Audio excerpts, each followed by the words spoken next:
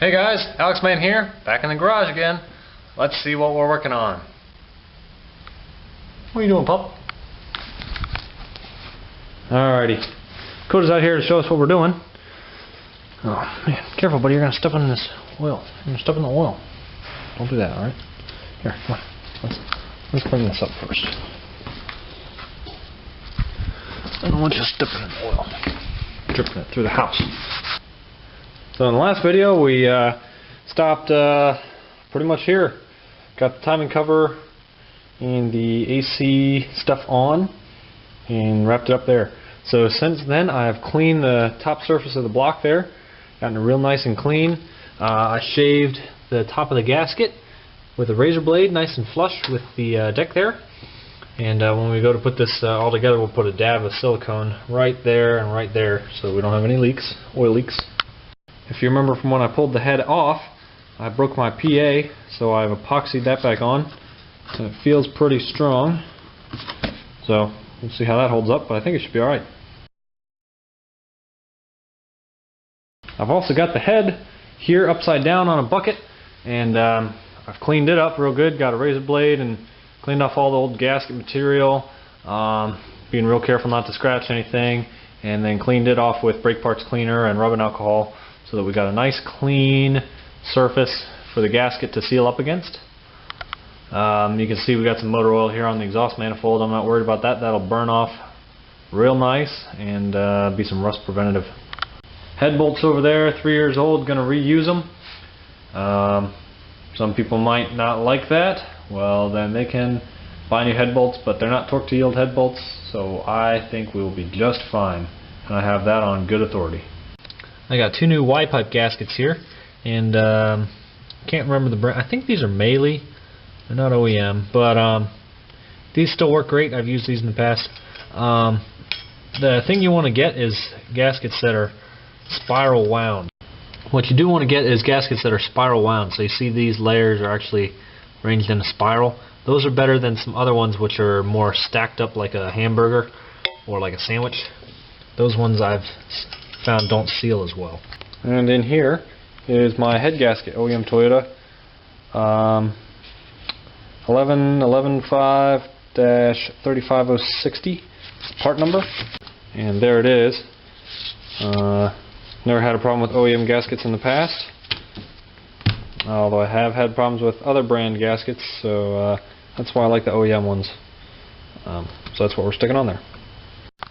And honestly, the price difference isn't even that drastic. I mean, you're paying, you can get them for like 45 to 50 bucks at the dealership, but online you can get them for like 35 bucks. That's what I paid, or like 34 or 36. So not bad compared to like a Felpro or something from the parts store. Those are like 25 bucks ish. So you know, I mean, unless you're in a humongous time crunch, like you cannot wait till tomorrow, you need this today. Head gasket, I would definitely go OEM. It's just not worth the headache and the risk and the little bit of savings you get in money, because they just don't last. Okay, so we're just about ready to bolt the head down. One last thing before we lay the new head gasket down is we're going to put a dab of silicone right here on each side, just to make sure that we don't have any leaks right there at the seam between the timing cover and the block. And we'll just do that there and there, and that's all it needs.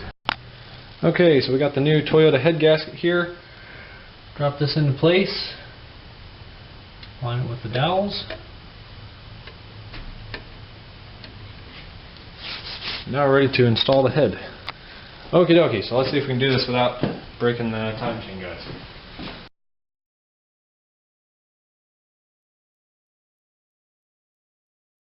I don't think the back is. There it goes. That's all there is to it. Alright, so the head is dropped down into place. I'm now going to take some assembly lube here and just get some onto the cam lobes so that when we first start this up, we're not going to be lacking any lubrication. Always lubricate your shaft. Okay, so we got the rocker assembly here. There are arrows pointing forward, but don't worry about that too much. It won't go on backwards because the holes here on one side are larger to fit over the dowels, so you can't get it wrong.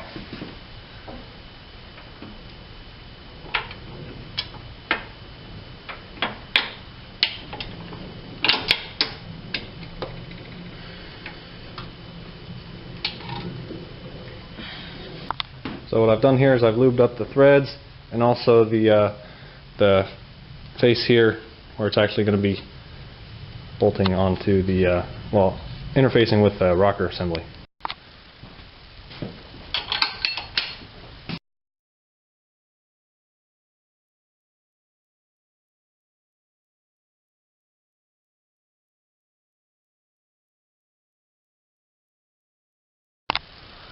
Alrighty, at this point we're ready to torque down the head bolts. So the torque spec on these is 65 foot-pounds. We're not going to go straight there. We're going to start at like 20 or 30 or something like that, go up to 40 or so, and then hit 65. So we're just going to go around and do that.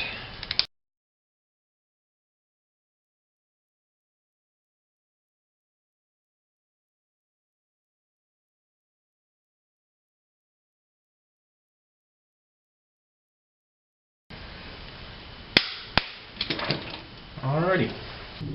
So it's accessible now, but once we get the timing chain bolted up, the timing chain sprocket there, and we get that oil pump, I'm sorry, not the oil pump, distributor drive gear in place, this will not be accessible. So I'm going to drop this in there and torque it to 8 foot-pounds. Okay. Okay, time to set up the camshaft timing. So to do that we need to make sure the crank is at top dead center, and it is.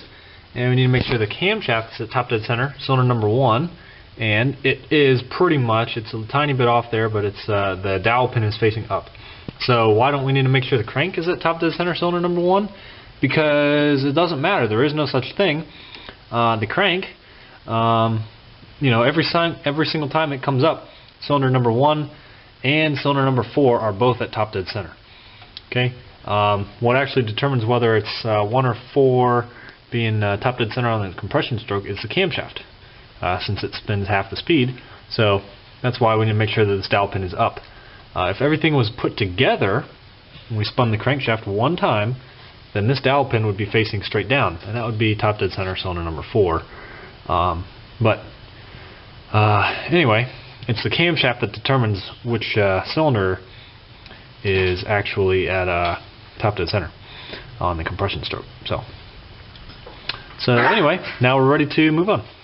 So down in there is the timing chain tensioner, and that is fully extended now. It's spring loaded, which is going to make it difficult to get this the cam sprocket on. So what we need to do is actually compress the timing chain tensioner, give us some slack so that we're able to get this up onto the camshaft, get this sprocket onto the end of the camshaft there. So that can be difficult. You can use a long narrow tool like a long screwdriver to push that plunger in. You can use, what I've done is I've used a pry bar right here, just kind of to pull that up, and by pulling straight up on that, it tensions the chain, of course, and the tension of the chain actually just pushes the tensioner over. So either method, whatever works for you, whatever you're more comfortable with, they both will work. Alright, so I got a short pry bar here, and we're just going to pull up on it to get the tensioner to slide over. There it is. Once it's slid over, you should have enough slack to be able to get this lined up with that dowel pin.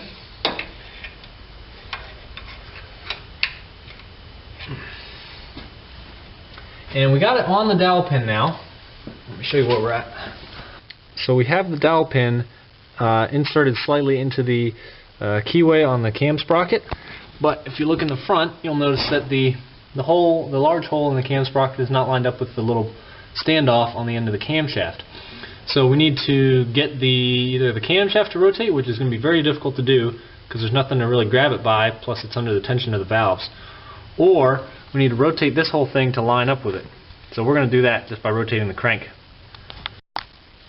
So at this point you might be thinking to yourself, why is he about to rotate the crankshaft and not the camshaft?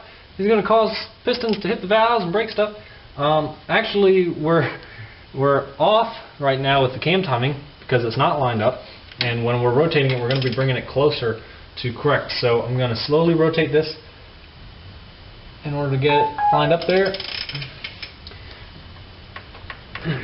and now we're going to push it on.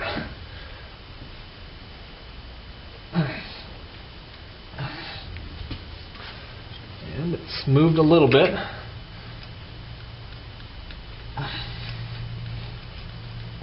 Okay.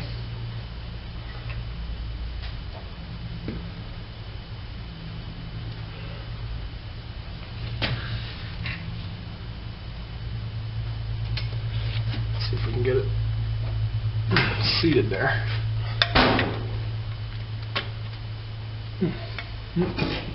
Looks like I went too far. Okay.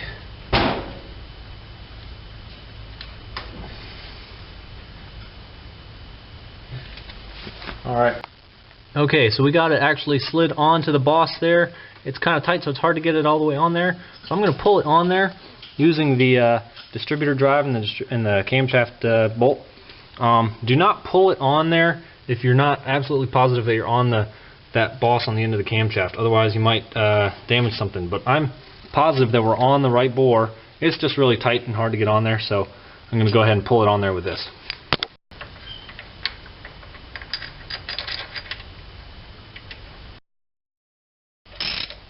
Alright, going on nice and smooth, no resistance felt. If there was any sort of resistance, then I might get scared, but everything was working just fine there.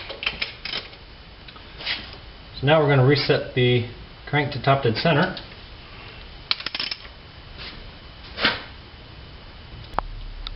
So now we have the crank at top dead center, and we're able to verify that the camshaft is also at top dead center. So what we're going by here is this pin is pointing up at exactly 12 o'clock.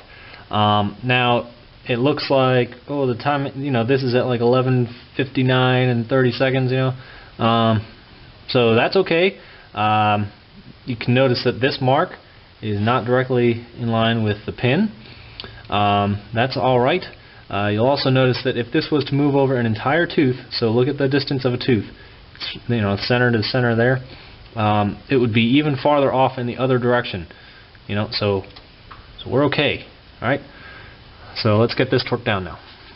Okay, the torque spec for this bolt here is 58 foot-pounds. So I got the truck in gear, and we're just going to tighten this on down. Okay. So you might be worried about marring up this surface here with that pry bar. That is 100% A-OK. This seals in here with those half-moon plugs, which are covered in silicone sealer, silicone gasket. So there's not going to be any leaks from that, just that little marring there. I'm not worried about that at all. It'd be another thing if we had like an O-ring or a gasket that was trying to seal against that, but nothing to worry about here. Alright, at this point we're ready to get this Y pipe bolted back up to the manifold there. So we're going to get that lined up and thread some nuts onto those studs.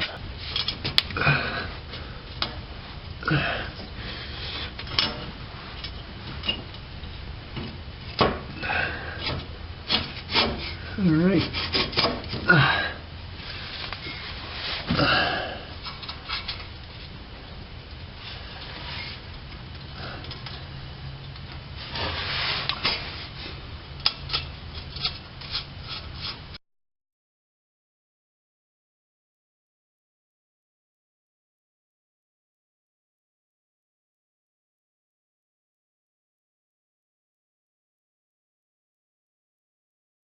Alright, so this is a Walker pipe or maybe Boswell, I forget, but anyway.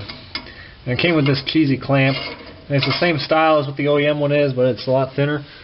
And so it's just not doing the job. This pipe was rattling around in here, and it's kind of wearing where it bolts to this, where it clamps to this support. So I'm going to put one of these hose clamps on here and hope that it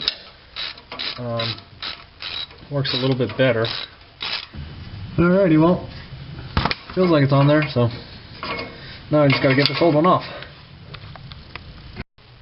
So between that bolt there and the bolt that holds that engine hook on, there's supposed to be a ground strap, and this 4Runner, as long as I've owned it, has never had one. So I made one. I had a battery ground cable, and then I cut it and put this other lug on there so that I'll be able to use that as my head to chest or head to body ground, since I didn't have one before. So the bolt that holds this hook on has a 12mm head on it. Then we'll sandwich our new ground strap into there and bolt it back into place. Okay. And then we'll take the other end and we'll bolt it to the body there.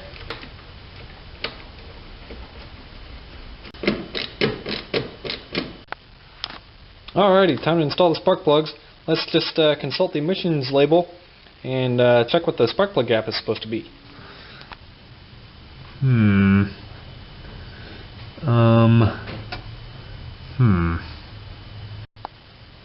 No, not there either. Okay, spark plug gap is supposed to be 31 thousandths. Okay, I just checked these all. They came gapped at 30 thousandths. I'm not going to complain about that. I'm just going to run it. It's also a good idea to take a pair of pliers, and if this is like a removable type here, the nipple there at the top of the spark plug, and just twist those, make sure they're nice and tight so that they don't loosen up on you and then you get a loose connection later. Never seen that happen on a car, but I've seen it happen on small engines and it makes them run off funny and crappy.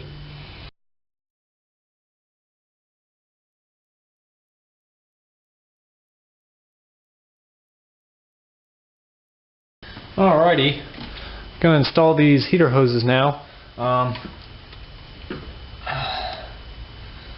Not much to them.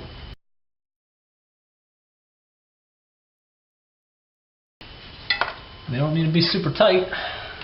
And we'll just repeat the process for the second heater hose.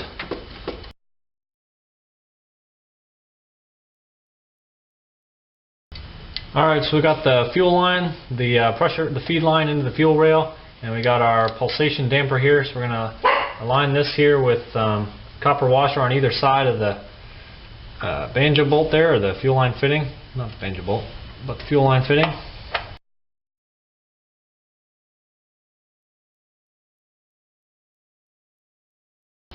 Okay, now we'll tighten down this fuel line fitting here. Not too tight, just snug it up. If we have any leaks, we'll tighten it some more, but we don't want to over tighten it, so we'll just do that for now. And we can snug up this little bolt here. Now this is as good a time as any to hook up the fuel return. So the fuel return goes here to the line at the end of the fuel rail, and then just slide the hose clamp up.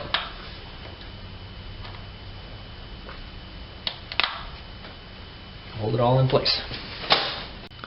Alright guys, thanks for watching. This was the second to last part. I hope this video was helpful. I feel like this video will probably get referenced a lot of other times. There's commonly questions about how to get the that timing chain over the and the sprocket onto the cam once you got the head bolted in and the timing cover on. So hopefully this video helps you out with that. The next video will be the last part of this series, and we'll be wrapping that up. I'm actually filming this outro, not intro, but outro, pretty late, like a year later. I'm sorry this footage is way behind, but we got new things coming here, so hopefully that's all good and enjoyable here in the future. Appreciate you guys sticking around, and I'll see you around.